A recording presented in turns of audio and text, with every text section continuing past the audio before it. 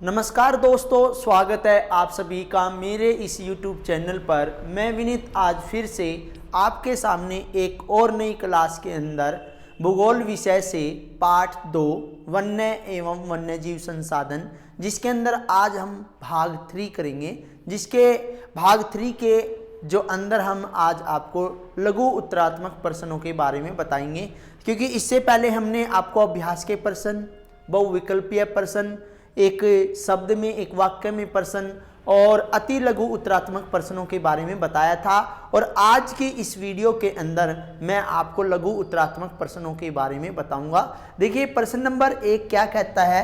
प्रश्न नंबर 1 कह रहा है कि वनों के अत्यधिक उपयोग का पारितंत्र पर क्या प्रभाव पड़ा है। कि वनों का हम अत्यधिक उपयोग कर रहे हैं, उसका पारितंत्र पर क्या प्रभाव पड़ता है। देखिए पारितंत्र का मतलब होता है कि जीव और पेड़ पौधे जो पर्यावरण के ऊपर निर्भर रहती है उसे हम पारितंत्र कहते हैं। तो यहाँ पे कह रहा है कि वनों की कटाई से मिट्टी के अपरदन में वृद्धि होती है और जल के बहाव पर बुरा प्रभाव पड़ता है। यदि वन कट जाएंगे तो वनों की जड़ें जो है मिट्टी को जकड़ कर रखती है, इसलिए मिट्टी के अपरदन में वृद्धि। दूसरा, इसके विनाश से अनेक वन्य जीव और वन्य वनस्पति का विनाश होता है और कई जातियां विलुप्त हो सकती हैं। नंबर 3 में, इसमें वनस्पति का मूल स्वरूप नष्ट हो जाता है, क्योंकि वनों के अत्यधिक कटाई के कारण मृदापर्दन, वन्य एवं वन्य जीव आवास और वनस्पति का मूल जो रूप होता है वो नष्ट हो जाता है। इसके संरक्षण के उपाय बताने हैं। संरक्षण के उपाय में यदि हम इमारती लकड़ी का कोई विकल्प ढूंढ लें तो वनों पर बढ़ते दबाव को कम किया जा सकता है। सामाजिक वानिकी, कृषि वानिकी से ग्रामीण समुदायों के लिए चारे और ईंधन की पूर्ति को सुलभ बनाया जा सकता है। देखिए नॉर्मल सी बात यह है कि हमें अत्यधिक वन नहीं काटने चाहिए, क्योंकि अत्यधिक वन काटने से अत्यधिक पारितंत्र पर प्रभाव पड़ता है। प्रश्न नंबर 2 में कह रहा है कि बड़ी विकास परियोजनाएं जैसे कि बांध, बड़ी विकास परियोजनाओं ने वनों को किस प्रकार हानि पहुंचाई है, उदाहरण द्वारा स्पष्ट करना है। देखिए बड़ी विकास परियोजनाओं ने भी वनों को बहुत हानि पहुंचाई है। कैसे पहुंचाई है? जैसे 1952 में नदी घाटी परियोजनाओं के कारण 5000 वर्ग किलोमीटर से अधिक वन क्षेत्रों को साफ करना पड़ा और यह प्रक्रिया आज भी जारी है।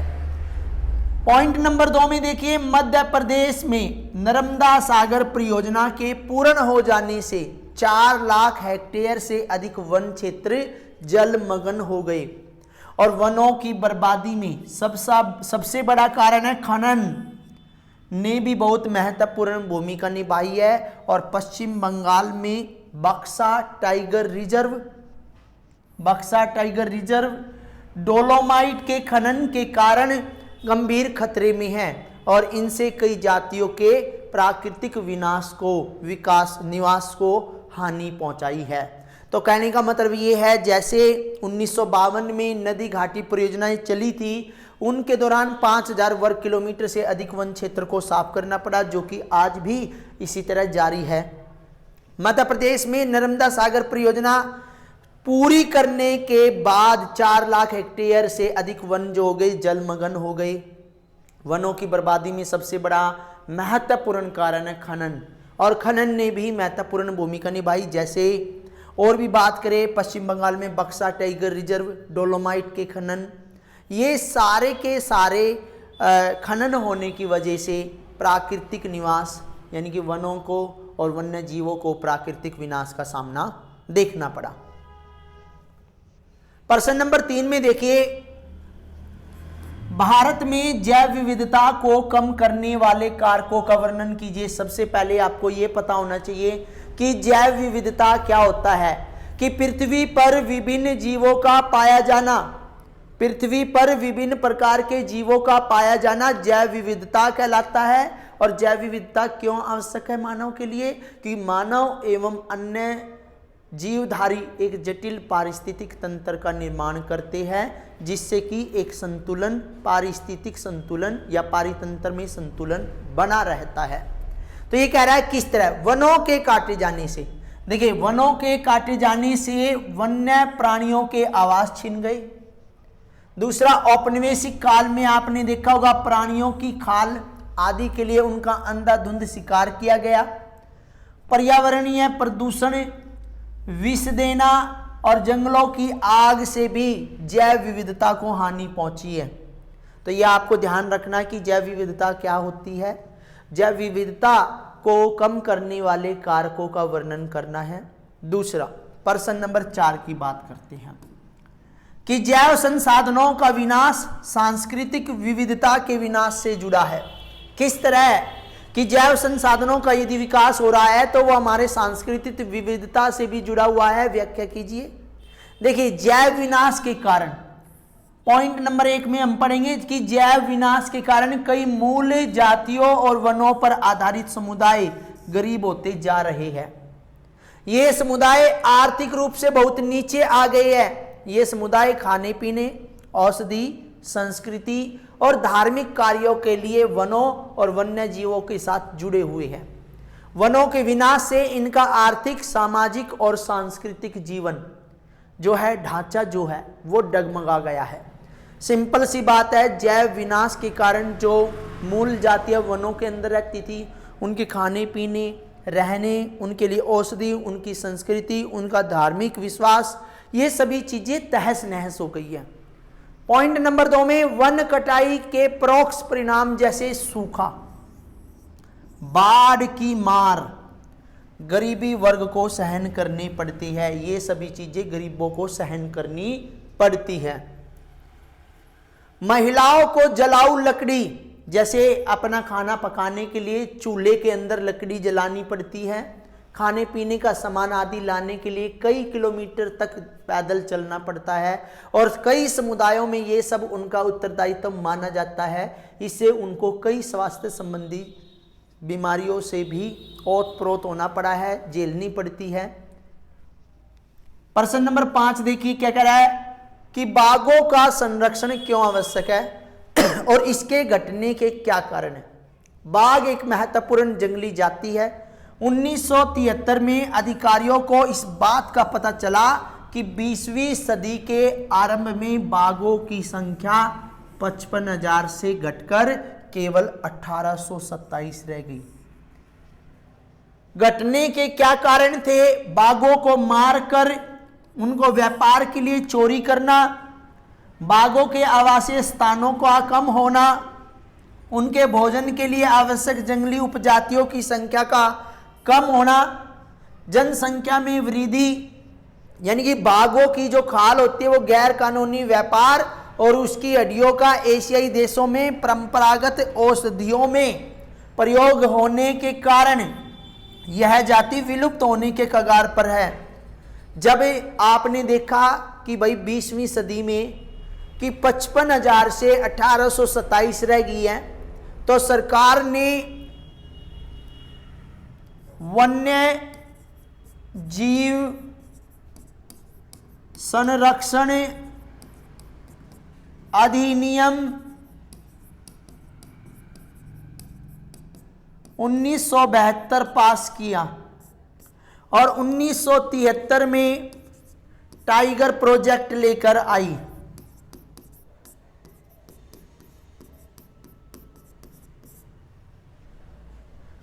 प्रश्न नंबर 5 में बाघों का संरक्षण इसलिए ही जरूरी है। अब बाघ परियोजना पर हम लेख लिखेंगे। बाघ परियोजना की संक्षिप्त जानकारी दीजिए। प्रश्न नंबर 6 में कह रहा है कि पिछले कुछ वर्षों में, यानी कि हमने एक शताब्दी में भी देखा 55,000 से घटकर 1827 हो गए हैं, बाघों को मारने की घटनाएं बढ़ी और बाघों की खाल का व्यापार, उनकी हड्डियों का एशियाई देशों में परंपरागत औषधियों में प्रयोग के कारण ये जातियां विलुप्त होने के कगार पर पहुंच गई। प्रोजेक्ट टाइगर या मैंने अभी बताया था टाइगर प्रोजेक्ट विश्व की बेहतरीन वन्य जीव परियोजनाओं में से एक है। इसकी शुरुआत 1973 में की गई और इस परियोजना के सकारात्मक परिणाम सामने आए। बाघ संरक्षण मात्र एक संकटग्रस्त जाति को बचाने का प्रयास नहीं है, अपितु इसका उद्देश्य बहुत बड़े आकार के जैव जाति को भी बचाना है। देखिए, जो प्रोजेक्ट टाइगर लागू किया गया है वो ये जरूरी नहीं है कि वो संकटग्रस्त जाति के अंतर्गत आ जाएगा।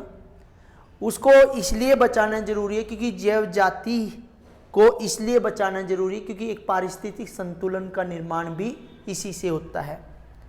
इसके लिए बाघ आरक्षित क्षेत्र सरकार ने लागू किए, जैसे असम के अंदर मानस बाघ आरक्षित क्षेत्र, पश्चिम बंगाल के अंदर सुंदर वन नेशनल पार्क, केरल के अंदर पेरियार बाघ आरक्षित, उत्तराखंड यानी कि उत्तरांचल के अंदर कॉर्बेट नेशनल पार्क, राजस्थान के अंदर सरिस्का वन्य जीव संरक्षण स्थल और मध्य प्रदेश में बांधवगढ़ नेशनल पार्क, ये सभी बाघों को बचाने के लिए आरक्षित बाघ क्षेत्र बनाए गए।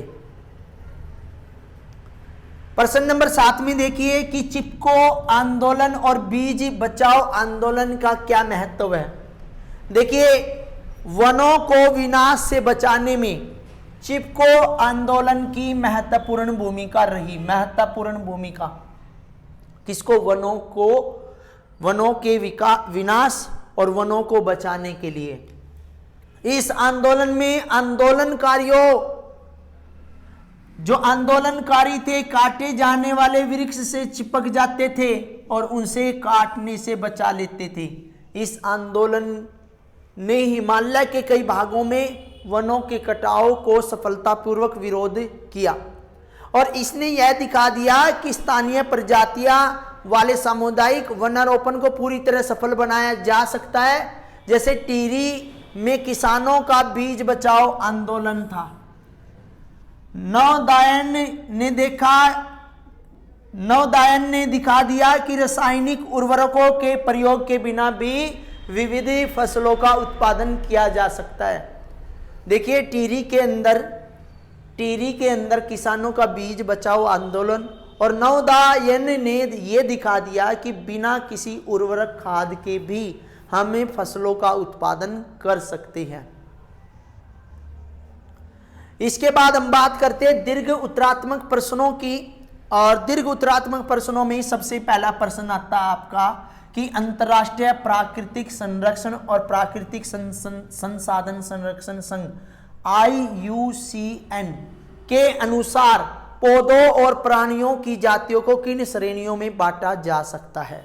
सबसे महत्वपूर्ण और आपकी परीक्षा में जरूर आने वाला प्रश्न है कि अंतर्राष्ट्रीय प्राकृतिक संरक्षण और प्राकृतिक संसाधन संरक्षण संघ, जिसको हम IUCN के नाम से जानते हैं, इसके अनुसार पौधों और प्राणियों को निम्नलिखित श्रेणियों में बांटा। सबसे पहली है सामान्य जातियां।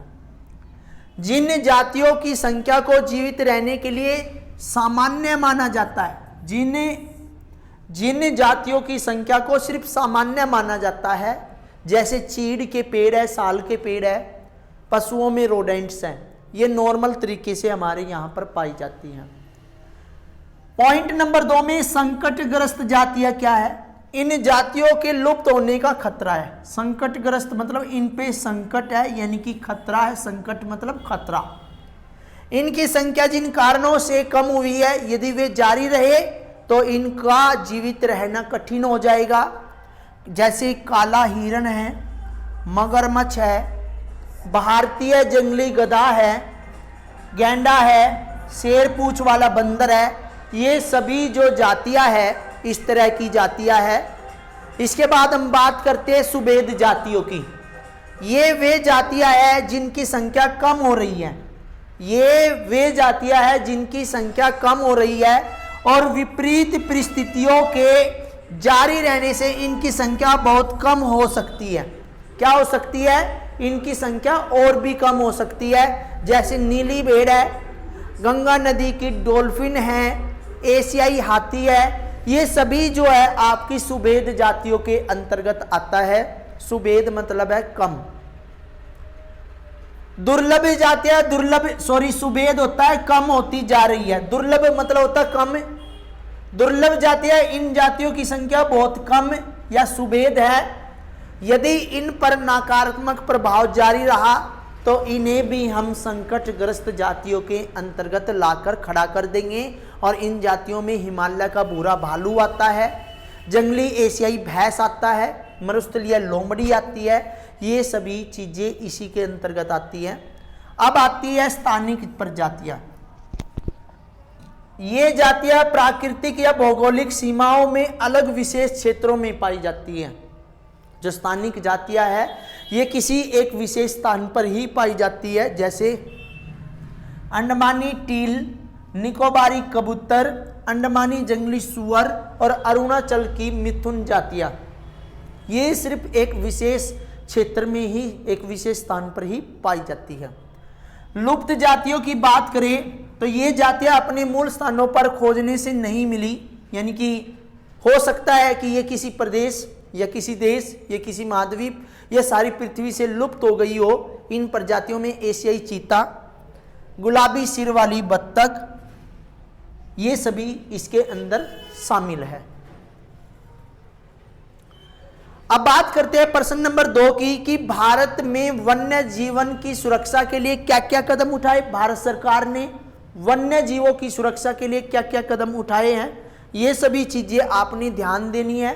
सबसे पहले हम बात करें तो भारतीय वन्य जीवन सुरक्षा अधिनियम 1972 लागू किया कि भारत में वन्य जीवन की सुरक्षा के लिए भारतीय वन्य जीव सुरक्षा अधिनियम 1972। देखिए, भारत में वन्य जीवन की सुरक्षा के लिए भारतीय वन्य जीवन सुरक्षा अधिनियम 1972 में लागू किया। इसका उद्देश्य जो था वन्य प्राणियों की सुरक्षा करना था और इसके अंतर्गत सुरक्षित प्रजातियों की एक अखिल भारतीय सूची जारी की गई। इस सूची में क्या हुआ, अन्य विलुप्त या वे प्रजातियां की सुरक्षा के लिए आवश्यक पग उठाने पर बल दिया गया। इसके अंतर्गत वन्य प्राणियों के शिकार पर रोक लगाई गई और उनके आवासों को सुरक्षा प्रदान करना और उनके अवैध व्यापार को रोकने के पग भी उठाए गए। पॉइंट नंबर 2 में क्या है कि जैव विविधता के संरक्षण पर जोर देना है कि आजकल संरक्षण परियोजनाएं जैव विविधताओं पर केंद्रित होती हैं। जितनी भी संरक्षण परियोजनाएं हैं वो जैव विविधता पर केंद्रित होती हैं और संरक्षण की विभिन्न विधियों की खोज की जा रही है। जितना भी अधिक हम वन्य जीव को बचा सकते हैं उसके लिए हम अत्यधिक विधियों को ढूंढ रहे हैं। संरक्षण में अब कीटों को भी महत्व दिया जा रहा है। वन्य जीव अधिनियम 1980 और 1986 के अंतर्गत सैकड़ों तितलियों, पतंगों, बिरंगों और एक ड्रैगन फ्लाई को भी संरक्षित, ड्रैगन फ्लाई एक मक्खी होती है, उसको भी संरक्षित जातियों में शामिल कर लिया गया है। और पौधों को पहली बार 1991 में इस सूची में रखा गया कि वन्य जीवन सुरक्षा अधिनियम के अंतर्गत हम क्या कर रहे हैं कि वह जो जैव विविधता है उसके संरक्षण पे अधिक जोर दे रहे हैं। अन्य उपाय हम क्या कर रहे हैं कि सरकार ने कुछ विलुप्त प्राय जानवरों की सुरक्षा के लिए कई परियोजनाएं बनाई हैं। इन जीवों में बाघ एक सींग वाला गैंडा, बाघ है एक जीव, एक सींग वाला गैंडा है, कश्मीरी बारहसिंगा है, अथवा हंगुल 3 प्रकार के मगरमच्छ और एशियाई शेर है।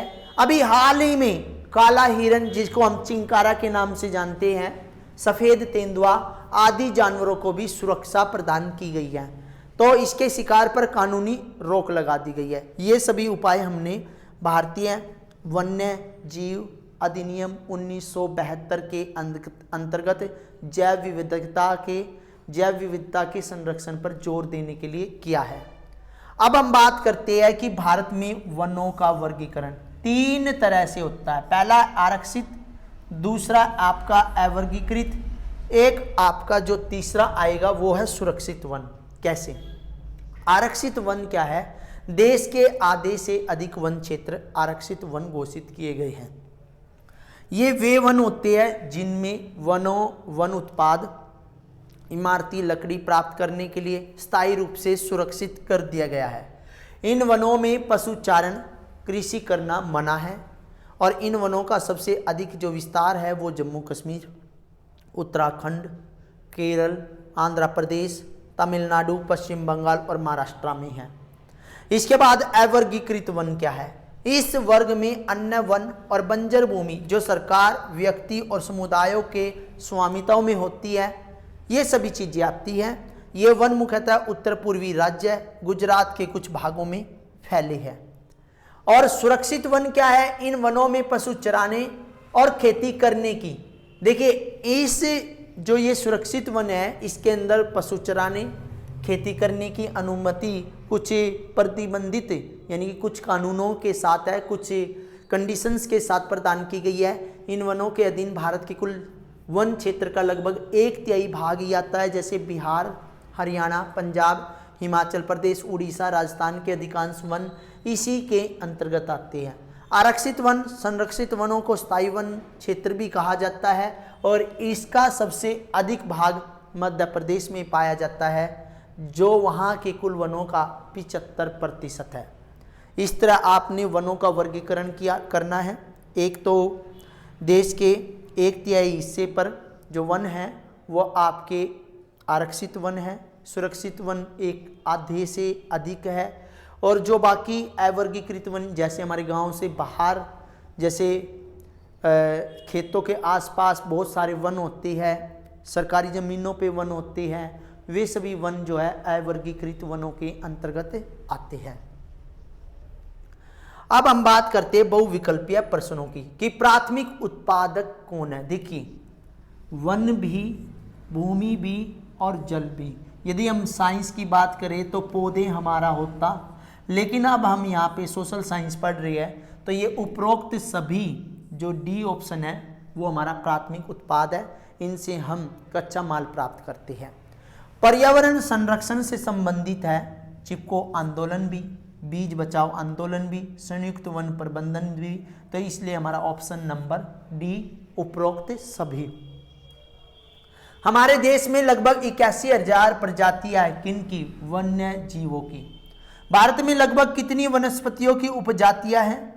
47,000 यानी कि वनस्पति कुल मिला के 47,000 है, लेकिन भारत के अंदर मूल निवास की जो बात करें वो 15,000 प्रजातियां हैं। भारत के किस राज्य में कांजीरंगा उद्यान स्थित है? कांजीरंगा है असम के अंदर। किसके अंदर? असम के अंदर। इनमें से संकटग्रस्त जातियां हैं, संकटग्रस्त जिसके खत्म होने के ज्यादा संभावना है, काला हिरन, मगरमच्छ, भारतीय जंगली गधा। इसलिए हमारा ऑप्शन नंबर डी। प्रश्न नंबर 7 में देखिए, इसमें स्थानिक जातियां, स्थानिक मतलब जो किसी विशेष स्थान पर, जैसे अंडमानी व्हेल, निकोबारी कबूतर, अरुणाचल का मिथुन, ये किसी विशेष स्थान पर ही पाई जाती है, इसलिए उपरोक्त सभी। भूमि पर रहने वाला दुनिया का सबसे तेज स्तनधारी प्राणी कौन है? चीता। सबसे तेज चीता है। प्रश्न नंबर 9 में आमतौर पर पर्यावरण विनाश का दोषी माना जाता है। सबसे बड़ा कारण है जनसंख्या, अत्यधिक जनसंख्या, क्योंकि ये सभी चीजें वन उन्मूलन है, औद्योगिकरण है, वन्य जीवों के विनाश का कारण है, ये सभी जनसंख्या पर ही आधारित है। जितनी ज्यादा जनसंख्या बढ़ेगी उतनी ज्यादा जरूरतें बढ़ेगी। प्रश्न नंबर 10 में कितने प्रतिशत धरातलीय जल क्षेत्र प्रदूषित है? लगभग 70%। ये हमारा प्रश्न हमने पढ़ा था, उसमें बताया था कि 70% जो जल क्षेत्र है वो प्रदूषित हमारा जो धरातलीय है। कितने प्रतिशत मैंग्रोव क्षेत्र लुप्त हो चुके हैं? 40%। कितने? 40%। बाघ परियोजना आरंभ की गई थी 1973 में। देखिए भारतीय वन्य जीवन सुरक्षा अधिनियम 1972 में, प्रोजेक्ट टाइगर की बात करें, बाघ परियोजना की बात करें तो 1973 में। भारत में बाघ रिजर्व है 50। भारत में 1952 में जाति लुप्त घोषित कर दी गई थी, कौन सी? चीता, क्योंकि 55,000 में से केवल 1827 ही पाई गई थी, इसलिए ये लुप्त घोषित कर दी गई थी। अधिकतर जनजाति क्षेत्रों में कृषि की जाती है स्थानांतरी, स्थान बदल बदल कर की जाने वाली कृषि स्थानांतरी कृषि। भारतीय वन्यजीव रक्षण अधिनियम लागू किया गया, अभी मैंने बताया था 1972 में, क्योंकि वन्य जीवों की सुरक्षा के लिए सरकार ने चलाया था। किस राष्ट्रीय उद्यान में एक सींग वाला गैंडा पाया जाता है? कांजीरंगा राष्ट्रीय उद्यान के अंदर पाया जाता है, जो कि आसाम में है। सुंदरवन राष्ट्रीय उद्यान भारत के किस राज्य में है? पश्चिम बंगाल में। सुंदरवन डेल्टा भी पश्चिम बंगाल में, तो वहीं से हमें पता चलता है कि सुंदरवन राष्ट्रीय उद्यान भी पश्चिम बंगाल में। बक्सा टाइगर रिजर्व ये भी पश्चिम बंगाल में है। ये खनन में हम भूमिका निभाती है, जो कि संसाधनों का भी एक खपत का कारण है। दूसरा, वन्यजीव संरक्षण अधिनियम को भी प्रभावित करता है। हिमालयन यव से कैंसर की रक्षा के लिए कौन सा रसायन प्राप्त होता है? टक्सोल। टक्सोल इन यव वनों से प्राप्त होता है, एक रासायनिक पदार्थ होता है जो कैंसर की औषधि में प्रयोग किया जाता है। देखिए प्रश्न नंबर 20 में एक टक्सोल की बात की जा रही है। टक्सोल एक ऐसा रसायन पदार्थ होता है जिसका उपयोग कैंसर जैसी, कैंसर से बचाने वाली औषधियों में इसका उपयोग किया जाता है, और ये हमारे यहाँ पर हिमालयन यव यानी कि हिमाचल प्रदेश और अरुणाचल प्रदेश के क्षेत्रों में सबसे अधिक पाया जाता है। देखिए आज की इस क्लास के अंदर हमने वन्य जीव एवं संसाधन संरक्षण अधिनियम पढ़ा, और वन्य संसाधन जो पाठ का नाम है वो आज हमने कंप्लीट कर लिया। जो भी स्टूडेंट हमारे चैनल पर नए हैं वो हमारे चैनल को सब्सक्राइब कर ले। हमारी वीडियो अच्छी लगे तो लाइक करें, ज़्यादा से ज़्यादा शेयर करें, और यदि किसी स्टूडेंट को कोई प्रॉब्लम है तो हमने अपना जो ये फ़ोन नंबर है यहाँ पे लिख दिया है 9253017200। यदि कोई प्रॉब्लम है तो इस नंबर पर कॉल करके या अपने कमेंट सेक्शन में अपना क्वेश्चन लिख के भेज सकते हैं। उसकी ज़रूर सहायता की जाएगी, उसका क्वेश्चन का आंसर ज़रूर दिया जाएगा। Thank you.